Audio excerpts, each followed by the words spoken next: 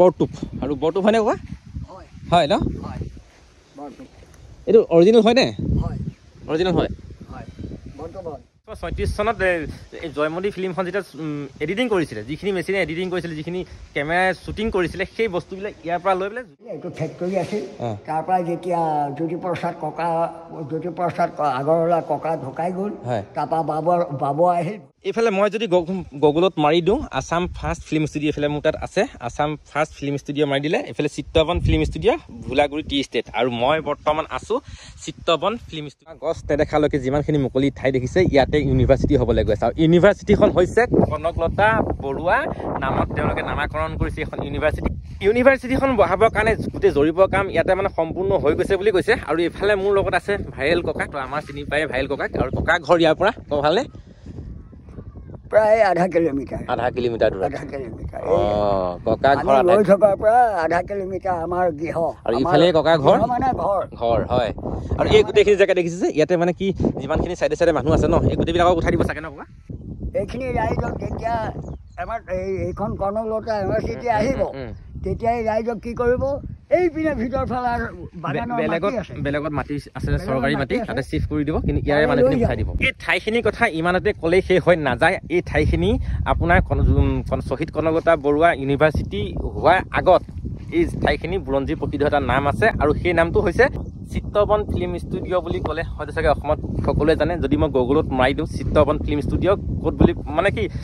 Assam first film studio' বুলি যদি মাৰি দিওঁ তেনেহ'লে গুগলে ডাইৰেক্ট ক'ব ভোলাগুৰি চাহ বাগিচা আৰু সেই জেগাতে মই উপস্থিত আছোঁ আৰু ইফালে মোৰ পিছত যিটো বিল্ডিং দেখিছে সেইটো হৈছে চিত্তবন ফিল্ম ষ্টুডিঅ' মই আপোনালোকক তাতো অকণমান লৈ যাম আৰু তাৰো কিছুমান জানিম কিমান চনত ফিল্মখন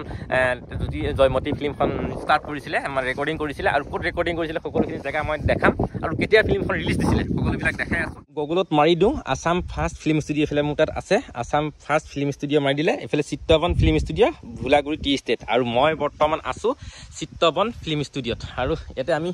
ভিতৰত সোমাই যাম আছে মোৰ লগত ককা যাম মানে কি ভিতৰত বস্তুবিলাক সংৰক্ষণ কৰি ৰখা হৈছেনে নাই তো আহকচোন এইফালে ককা মানে গেট খুলিছে আৰু ইয়াতে ককা আহি থাকে ন ককা ঘৰ ওচৰতে এইফালে আপোনাৰ জ্যোতি চিত্তবন যিটো ষ্টুডিঅ' ইয়াতে কাম কাজ হৈছিলে আৰু ইফালে বাহিৰৰ পৰিৱেশটো খুব সুন্দৰকৈ মই অলপ দেখাই দিছোঁ আপোনালোকক জ্যোতিপ্ৰসাদ আগৰৱালাদেৱে জয়মতী ফিল্মখন এইটো এই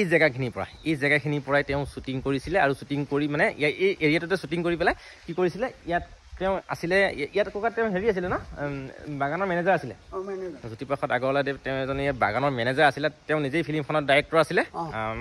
তেওঁ শ্বুটিং মানে কি কৰি ইয়াতে গোটেই এডিটিঙৰ কামবিলাক ইয়াতে হৈছিলে জয়মতী ফিল্মখন আৰু জয়মতী ফিল্মখন শ্বুটিং হৈছিলে 1936 চনত কাম কাজবিলাক ইয়াতে হৈছিলে 1935 চনত তেওঁলোকে ৰিলিজ কৰিছিলে ফিল্মখন আৰু ইফালে জ্যোতিপ্ৰসাদ আগৰৱালাদেৱৰ মূৰ্তিভাগ ইফালে দেখিছে খুব সুন্দৰকৈ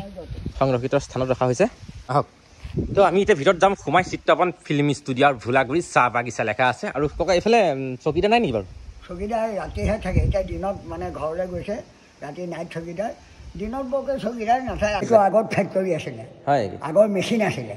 আগতে এইটো মেচিন থকা ঘৰ ইয়াত চাহ মাৰিছিলে চাহ বনাইছিলে চাহপাত বনাইছিলে এইটো ফেক্টৰী আছিল তাৰ পৰা যেতিয়া জ্যোতিপ্ৰসাদ আগৰৱালা ককা ঢুকাই গ'ল তাৰপৰা বাবু আহিল ভতিজাক বাবুৰ দিনতো আছিলে যেতিয়া বাবুও ঢুকাই গ'ল লাহেকৈ এইবিলাক মেচিন চেচিন সব উঠি গুচি গ'ল অমনষ্ট হ'ল মোৰ মানুহ নাইকিয়া হ'ল মেচিন উঠি গুচি গ'ল এতিয়া বাগানৰ চাহ বেলেগৰ মেচিনত যায় বিক্ৰী হয় আচলতে আমি যেনেকৈ ভাবিছিলোঁ যে ইয়াতে গোটেই বস্তুবিলাক সংৰক্ষণ কৰি থোৱা হৈছে আৰু যিখিনি মানে যেতিয়া জয়মতী ফিল্মখন শ্বুটিং কৰিছিলে যিমানখিনি কাম কাজ কৰিছিলে মানে এডিটিঙৰ যিখিনি মেচিন আছিলে তো ভাবিছিলোঁ ইয়াতে সংৰক্ষিতভাৱে থৈছিলে কিন্তু থোৱা নাই কিন্তু জনামতে ইয়াৰ পৰা বোলে লৈ গুৱাহাটী জ্যোতি চিত্তবনলৈ ইয়াৰ পৰা লৈ গ'ল বোলে হয়নে জ্যোতি চিত্তবন লৈ গ'ল ন আচলতে ইয়াত তেনেকুৱা প্লেচ নহয় ন আচলতে সেইবাবে গুৱাহাটীলৈকে লৈ গৈছে চাবলগীয়া ইয়াত বস্তুৱেই নাই যিখিনি ভাবিছিলোঁ তেনেকৈ নহ'লেই বৰটুপ হয়নে কোৱা হয় ন এইটো অৰিজিনেল হয়নে অৰিজিনেল হয় আচলতে মই ইয়াৰ বিষয়ে বুজাবলৈ মোৰ অলপ নলেজো নাই তেনেকুৱা ভাল মানুহ এজনো তেনেকুৱা কোৱা মানুহ নাই ওচৰতে নাপালোঁ তেনেকুৱা আৰু এইটো বৰটুপ যেন লাগিছে আৰু হয় চাগে ককাও কৈছে হয় বুলি হয় ন ইয়াতে আপোনাৰ কি ভৰাই পেলাই ফুটাইছিলে চাগে তেওঁলোকে ন বিটিছে কি ভয় খুৱাইছিলে বহিয়াত জানে নেকি আপুনি অলপ জানে নেকি নাজানিব নাজানো মই হয় নেকি তো খুব সুন্দৰকৈ বৰটোপটো সংৰক্ষণ কৰি ৰখা হৈছে ইয়াতে এইটো চাগে ব্ৰিটিছৰ দিনৰে হয় হয় আৰু পিছফালে কিবা আছে নেকি আৰু পিছফালে একো নাই একো নাই ন এইফালে লেখা আছে ৰূপকোঁৱৰ জ্যোতিপ্ৰসাদ আগৰৱালা তেওঁ আচলতে ইয়াৰ মেনেজাৰ আছিলে ন হয় নাই মেনেজাৰ আছিলে এখন বাগানৰ ভোলাগুৰি বাগানৰ মেনেজাৰ মানে মালিক হয় নেকি তেওঁৱে বনাইছে বাগান হয় নেকি ভোলাগুৰি বাগান আৱিষ্কাৰ তেওঁৱে কৰিছে আমাৰ ককা দেউতা জ্যোতিপ্ৰসাদ আগৰৱালাই এই গোটেই ভোলাগুৰি বাগানখন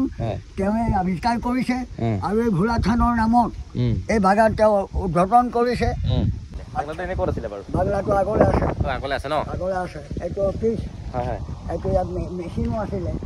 তাৰপৰা মেচিন উঠি যোৱাত অফিচ হ'ল এইটো কিবা কিবি বস্তু থোৱা যাৱতীয় ঘৰ এইটো না এইটো যাৱতীয় ঘৰ কিবা কিবি সা সম্পত্তি সোমাই থাকে আৰু তাত আৰু এইটো হ'ল খুদ অফিচ আচল খুদ অফিচ এইটো হয় ন কিৰাণী মেনেজাৰ আৰু দৰ্শকৰ কৰ্মচাৰী দৰমহা দিয়া অফিচ এইটো ইয়াত এটা কথা আপোনালোকে বুজি পাইছেনে নাজানো যে এই চিত্ৰবন ফিল্ম ষ্টুডিঅ' আধাৰত সেই গুৱাহাটীৰ জ্যোতি চিত্ৰবন হৈছে আৰু ইয়াৰ যিখিনি মেচিন আছিলে যিখিনি